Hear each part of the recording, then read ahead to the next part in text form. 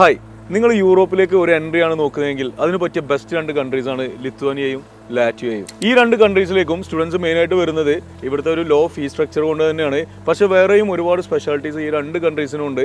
എൻ്റെ യൂറോപ്യൻ ട്രിപ്പിൻ്റെ ഭാഗമായിട്ട് ഞാൻ ലിത്വാനിയയിലും ലാറ്റ്വിയയും ഒക്കെ വിസിറ്റ് ചെയ്യുകയുണ്ടായി. ഞാനിപ്പോൾ ഉള്ളത് ലാറ്റ്വിയയിലാണ്. ലാറ്റ്വിയയുടെ റീഗ ടെക്നിക്കൽ യൂണിവേഴ്സിറ്റിയുടെ ഫ്രണ്ടിലാണ് ഞാനിപ്പോൾ നിൽക്കുന്നത്. ഞാൻ ഇവിടുത്തെ സ്റ്റുഡൻസുമായിട്ട് സംസാരിച്ചു. അപ്പോൾ അവരുടെ ഫീഡ്ബാക്ക് എന്നുള്ള കാര്യങ്ങൾ നിങ്ങളുമായിട്ട് ഷെയർ ചെയ്യാനാണ് ഈ വീഡിയോ. ലാറ്റ്വിയയിലാണെങ്കിലും ലിത്വാനിയയിലാണെങ്കിലും ഒരുപാട് യൂണിവേഴ്സിറ്റീസ് ഒന്നുമില്ല, വളരെ ലിമിറ്റഡ് ആയിട്ടുള്ള യൂണിവേഴ്സിറ്റീസ് മാത്രമേ ഉള്ളൂ. പിന്നെ ഇവിടെ മെയിനായിട്ട് സ്റ്റുഡൻസ് വരുന്നത് PG ചെയ്യാൻ വേണ്ടിയിട്ടാണ്.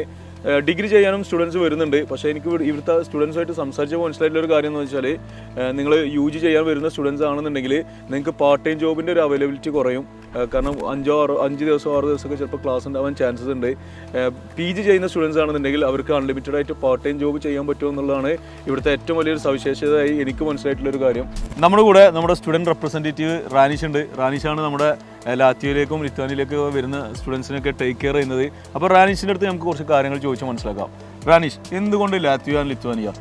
മെയിൻലി ഈ സ്റ്റുഡൻസ് ഈ ലാറ്റ്വിയ ലിത്വാനിയ പോലുള്ള കൺട്രീസ് ചൂസ് ചെയ്യാനുള്ള കാരണം എന്താ വെച്ചാൽ, ഈ യൂറോപ്യൻ കൺട്രീസിൽ ഏറ്റവും കൂടുതൽ വിസ റിജക്ഷൻ റേറ്റ് കുറവുള്ള രാജ്യമാണ് ഈ 2 കൺട്രീസും.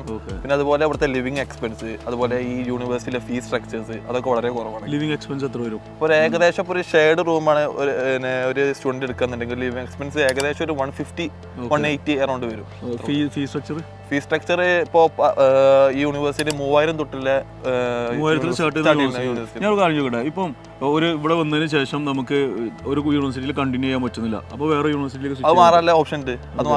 നമുക്ക് ഇവിടുന്ന് ട്രാൻസ്ക്രിപ്റ്റ് വാങ്ങിയിട്ട് നമുക്ക് വേറെ യൂണിവേഴ്സിറ്റിക്ക് മാറാനുള്ള നിരവധി ഓപ്ഷൻസ് ഉണ്ട്. ഓക്കെ, പിന്നെ നിങ്ങൾക്ക് മെയിൻ ആയിട്ട് സ്റ്റുഡൻസ് വരുന്നത് പാർട്ട് ടൈം ജോബ് ചെയ്യാനാണ്. അപ്പോൾ ഈ വെയർ ഹൗസ് ജോബുകൾ ഒക്കെ എങ്ങനെയാണ് അത് കിട്ടാനുള്ള ചാൻസസ്? അപ്പോൾ എന്താന്ന് വെച്ചാൽ, ഇപ്പോൾ ഈ സ്റ്റുഡൻസ് കമ്പാരിറ്റീവ്ലി ഇപ്പോൾ ഇങ്ങോട്ട് കൂടുതൽ വരുന്നുണ്ട്. അപ്പോൾ അതുകൊണ്ട് ഇപ്പോൾ ഈ വെയർ ഹൗസസിൽ കിട്ടാൻ കുറച്ച് ബുദ്ധിമുട്ടാണ്. അപ്പോൾ മെയിൻലി ഇപ്പോൾ സ്റ്റുഡൻസ് ചെയ്യുന്നത് ഇപ്പോൾ ഈ ബോൾട്ട് ഫുഡ് ഡെലിവറി, ടാക്സി, അങ്ങനത്തെ. Okay okay okay. അപ്പോൾ നിന്റെ ഒരു പേഴ്സണൽ ഒപ്പീനിയനിൽ മാസ്റ്റേഴ്സിൽ വരുന്നതാണ് ഏറ്റവും നല്ലത്? എൻ്റെ ഒരു പേഴ്സണൽ ഒപ്പീനിയൻ എന്ന് പറഞ്ഞാൽ മാസ്റ്റേഴ്സ് വരുന്നവർക്കാണെങ്കിൽ ഇപ്പോൾ ഈ വെയർ ഹൗസസും ഇങ്ങനെ വർക്ക് ചെയ്യാനുള്ള ഓപ്ഷൻസ് ഉണ്ട്. കാരണം അവർക്ക് ഷെഡ്യൂൾ വെച്ചിട്ടാണ് ഇവരെ ഓരോരോ കമ്പനിയിൽ എടുക്കാനുള്ള ചാൻസ് ഉണ്ട്. അപ്പോൾ മാസ്റ്റേഴ്സിന്റെ കൂടുമ്പോൾ നമുക്ക് കിട്ടാൻ. അതെ. പിന്നെ വേറൊരു കാര്യം എനിക്ക് മനസ്സിലായതെന്ന് വെച്ചാൽ, ഇവിടെ IT-കാർക്ക് ഒരുപാട് നല്ല ഓപ്ഷൻസ് ഉണ്ട്. കാരണം അവർക്ക് നല്ലൊരു ജോലി കിട്ടിക്കഴിഞ്ഞാൽ, കോഴ്സ് കഴിഞ്ഞതിന് ശേഷം ഒരു ജോലി കിട്ടിക്കഴിഞ്ഞാൽ 3000 യൂറോ വരെ സാലറി കിട്ടുന്ന ജോബുകളിലുള്ള ഒരുപാട് മലയാളികളെ നമ്മളിവിടെ കണ്ടു. അപ്പം ലാറ്റ്വിയയും ലിത്വാനിയയും എന്തുകൊണ്ടും ബെസ്റ്റ് കൺട്രി ഓപ്ഷൻ തന്നെയാണ്. അഡ്മിഷൻസ് ഒക്കെ സ്റ്റാർട്ട് ചെയ്തിട്ടുണ്ട്, ഓപ്പൺ ആയിട്ടുണ്ട്. നെക്സ്റ്റ് ഇൻടേക്ക് വരുന്നത് സെപ്റ്റംബർ ആണ്. കൂടുതൽ ഡീറ്റെയിൽസ് അറിയാൻ താഴെ കൊടുത്തിട്ടുള്ള നമ്പറിൽ നിങ്ങൾക്ക് കോൺടാക്ട് ചെയ്യാവുന്നതാണ്.